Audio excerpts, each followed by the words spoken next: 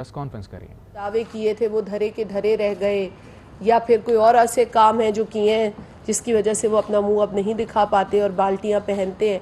लेकिन वो एक ही ज़िद्दी शख्स है जिसकी वजह से ये तमाम चीज़ जो है ये नेगेटिविटी की तरफ चली गई। मैं अभी भी पुरुम्मीद हूँ क्योंकि डायलॉग अभी भी जारी है, और मैं जो हर जगह अच्छे और बुरे लोग होते हैं, ये नहीं है कि पीटीआई पूरी एक जमात जो है उसके अंदर अनरीज़नेबल लोग होंगे, उसके अंदर भी सियासी बैकग्राउंड से ताल्लुक़ रखने वाले लोग हैं, उसके अंदर भी लोग सियासी शऊर रखते हैं और उनका सियासी तजुर्बा है, सियासी एक्सपीरियंस है।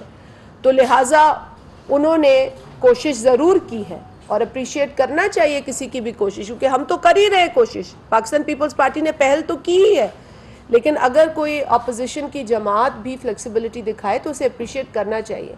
लेकिन बदकिस्मती से उस जमात की सरबराही एक ज़िद्दी शख्स कर रहा है।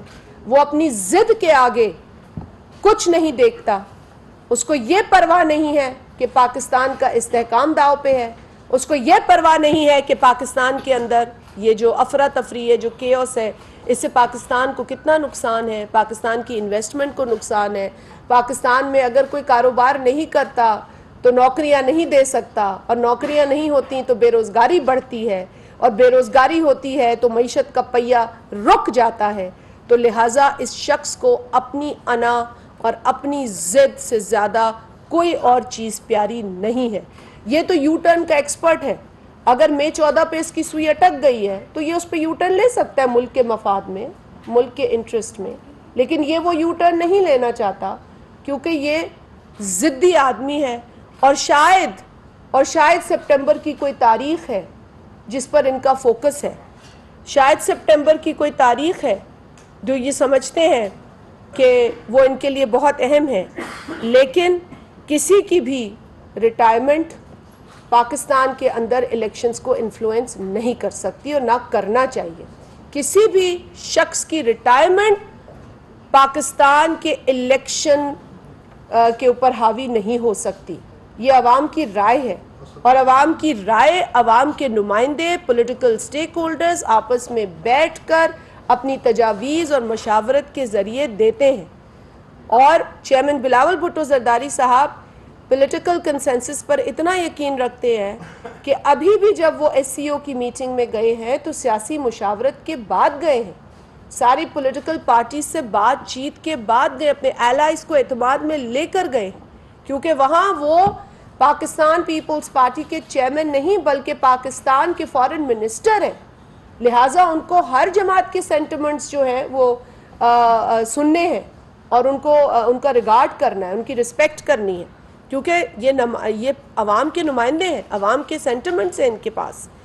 तो मैं बिल्कुल इसको यही कहूँगी कि जी सिर्फ एक शख्स की कुर्सी के पीछे पाकिस्तान की जमहूरियत, ये मुल्क, इस मुल्क का आइन दाव पे लगाया नहीं जा सकता।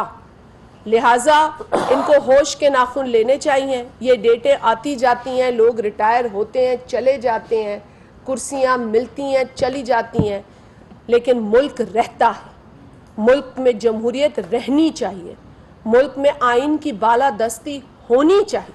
लिहाजा ये जो डेटों पे नज़र है, मैं आपके तवस्सुत से ये गुजारिश करूँगी कि प्लीज़ इस मुल्क के अंदर स्टेबिलिटी के क़याम और फ़रोग़ के लिए अपना हिस्सा डालें। और पीटीआई के वो लोग जो इस डायलॉग में हिस्सा बने हैं, मैं उनको भी ये कहूँगी आपके तवस्सुत से कि अपने ज़िद्दी लीडर को समझाएं कि वो अपनी ज़िद के पीछे इस मुल्क का नुकसान मज़ीद ना करें। जितना वो कर चुका है इस मुल्क का नुकसान, वो अब काफ़ी है, उसका भी डैमेज कंट्रोल करना काफ़ी मुश्किल है, लेकिन इससे ज़्यादा ये मुल्क मुतहम्मिल नहीं है कि मज़ीद। आप देखें पड़ोस में ममालिक हैं, पॉलिटिकल डिफरेंसेस हैं, डिफरेंट पार्टीज़ हैं, चल रही हैं, उनके मुल्क तरक्की कर रहे हैं, वो अपने मुल्क पे आँच नहीं आने देते, वो अपने मुल्क के साथ दीगर ममालिक के मरासिम पर आँच नहीं आने देते। लेकिन ये वो शख्स है कि जब चीन का सदर आ रहा था तो हड़ताल करके बैठ गया था। आपको याद है, आप सबको याद है। इस शख्स को ये भी परवाह नहीं है کہ کسی ملک کے ساتھ ہمارے سفارتی تعلقات کس قدر خراب ہو سکتے ہیں ان حرکات سے، لیکن اس نے یہ حرکت بھی کی ہے۔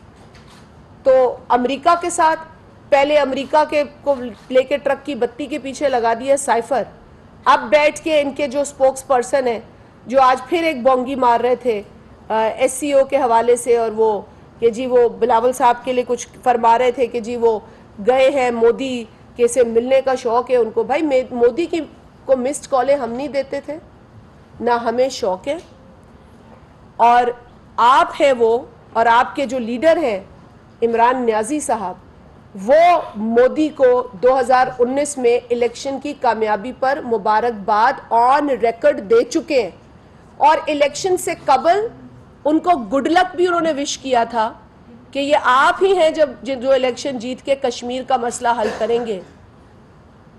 اور ان دونوں نے مل کر جو کشمیر کا کیا ہے اس کی جتنی مذمت کی جائے وہ کم ہے۔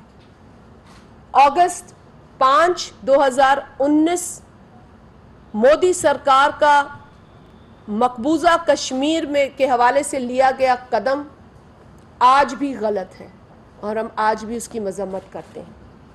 تو لہٰذا یہ جو ان کے سپوکس پرسن جو جن کی آئیڈیالوجی یو ٹرن ہے، کبھی کچھ کہتے ہیں، کبھی امریکہ کو گالی دیتے ہیں، ٹرک کی بتی کے پیچھے لگاتے ہیں، پھر اسی امریکہ کے پیر پڑتے ہیں، پہلے تو کہتے ہیں غلامی نامنظور، پھر غلاموں سے بھی بدتر ایٹیٹیوڈ رکھتے ہیں، ان کے لیٹ جاتے ہیں ان کے دروازوں پہ جا کے کہتے ہیں ہائے پاکستان میں یہ ہو رہا ہے، پاکستان میں ہو رہا ہے۔ بھائی جو پاکستان میں ہو رہا ہے پاکستان میں بیٹھ کر اس کی بات کرو، اور پاکستان کو جتنا تم بدنام کر سکتے تھے تم نے کر لیا۔ پاکستان یہ ڈیزرو نہیں کرتا کہ آپ لوگ کی جو مرضی آیا پاکستان کے لیے کہتے رہے، اور پاکستان کے اندر جو سیاسی قیادت ہے اس کے لیے کہتے رہے۔ they have to be mature, they have to learn to be mature۔ سنجیدگی کا مظاہرہ کرنے کی ضرورت ہے۔ تو لہٰذا میں یہ پولیٹیکل ڈائلاگ کے حوالے سے تھا، میں آپ لوگوں سے بھی یہ گزارش کروں گی کہ جس کا جو بس پڑھتا ہے کوشش کرے اپنے طور پر کہ جی اس ملک کے استحکام کے لیے میڈیا کا ایک بہت رول ہے۔ کل آپ لوگوں کا پریس فریڈم کا دن تھا، اور ہم ان 4 صحافیوں کی قربانی کو سلام پیش کرتے ہیں جنہوں نے کوڑے کھائے، جنرل ضیاء کے جبر کے آگے انہوں نے سر نہیں جھکایا۔ آج بھی ناصر زیدی صاحب ہمارے لیے ایک مشعل راہ ہیں، ایک مثال ہیں، آج بھی وہ موجود ہیں، اللہ انہیں زندگی دے۔ تو ایسے صحافیوں نے اس ملک میں جنہوں نے قلم کی بندش کے باوجود وہ سب لکھا جو وہ لکھ سکتے تھے، جو صحیح تھا۔ آپ لکھ سکتے ہیں، آپ ایکسپوز کریں ان لوگوں کو جو جھوٹ بولتے ہیں، کیونکہ جب ایک بات طے ہو گئی ہے کہ سیم ڈے پہ الیکشن ہوگا، لیکن جب پی ٹی آئی کی ٹیم جاتی ہے اپنے ضدی لیڈر کے پاس تو وہ کہتا ہے جی میں نہ مانوں، یہ کون سی فلیکسیبلٹی ہے آپ نے دکھائی؟ آپ کہتے ہیں ساری اسمبلیاں ڈیزالو کر دو، آج ہی کر دو۔ کیوں بھائی؟ جب اگست تک اسمبلیوں کو مدت ہے، مینڈیٹ ہے، عوام نے تو آپ کو اگست تک آفس میں دیکھنا ہے نا، اپنے کنسٹیٹوئنسیز کے نمائندوں کو دیکھنا ہے نا اگست تک۔ عوام کیا صرف الیکشن کھیلنے کے لیے بیٹھی ہے؟ مطلب فلڈز کی مصیبت ان کے اوپر، مہنگائی کی پریشانی ان کو ہے، بے روزگاری کی پریشانی عوام کو ہے، اور اب آپ الیکشن کھیلیں تاکہ آپ کو سپٹمبر سے پہلے الیکشن مل جائے اپنی مرضی کے، کیونکہ وہ ایک کرسی ہے جو چلی جائے گی تو پھر شاید آپ کے من پسند نتائج نہیں آئیں گے۔ چھوڑ دیں اداروں کا سہارا لینا الیکشن کے لیے، اگر سہارا لینا ہے تو عوام کا لیجئے، کرنے دیجئے عوام کو یہ فیصلہ، اور ایک ہی دن کرنے دیجئے، اور وہ دن متفق کا دن ہو جس پہ سب کی رائے شامل ہو، اور آئے مل کے پاکستان میں الیکشن کرائیں۔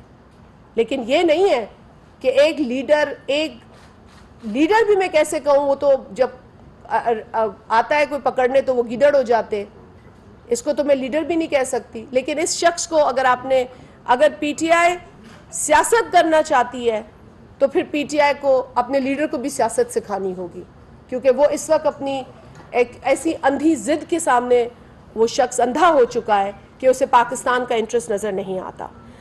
اب بات کر لیتے ہیں جناب بلاول بھٹو زرداری صاحب جو پاکستان کے فارن منسٹر ہیں، وہ اب شنگھائی کوآپریشن آرگنائزیشن کی جو کاؤنسل آف فارن منسٹرز کی میٹنگ ہے جو گوا میں منعقد ہو رہی ہے، وہاں وہ گئے ہیں، اور یہ خوشائن بات ہے کہ پاکستان کے فارن منسٹر جو ہیں انہوں نے تمام تر جو اپنے ڈفرینسز ہوں گے پولیٹیکل سطح پہ کسی بھی ملک یا جماعت کے ساتھ یا ان کے جو بھی اقدام ہوں، لیکن کیونکہ یہ ایک بہت امپورٹنٹ فورم ہے، یہ ہمارے خطے کا اہم ترین فورم ہے اور جس کے ہم بحیثیت ایک ملک اہم ترین ممبر ہیں، تو لہٰذا بلاول بھٹو زرداری صاحب بطور فارن منسٹر پاکستان کی نمائندگی کرنے گوا تشریف لے گئے ہیں۔ انہوں نے ایک ویڈیو بیان کے ذریعے بھی اپنی وہاں پر شراکت کا اور وہاں آمد کے بارے میں بتایا ہے۔ میں سمجھتی ہوں کہ پاکستان جو ہے وہ ایسا کوئی بھی فورم اسے نہیں چھوڑنا چاہیے جہاں پر اس کی باقاعدہ نشست اس کے نام سے ہو، اس کی باقاعدہ ممبرشپ ہو، اور اسی بات کو یقینی بنایا جا رہا ہے اس حکومت کے دور میں۔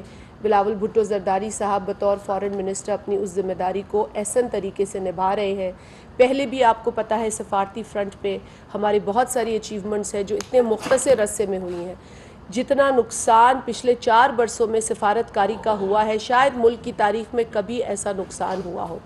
یہ بہت زیادہ نقصان ہے جس کی بھرپائی پرائم منسٹر شہباز شریف صاحب بھی کر رہے ہیں اور فارن منسٹر جناب بلاول بھٹو زرداری صاحب بھی کر رہے ہیں۔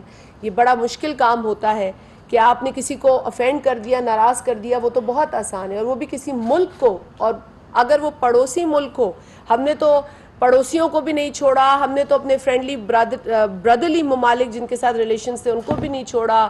ایک کو چھڑانے کے لیے دوسرے کو تنگ کیا، ایک کو تنگ کیا کسی اور کو خوش کرنے کے لیے، یہ 4 برسوں کی پالیسی تھی۔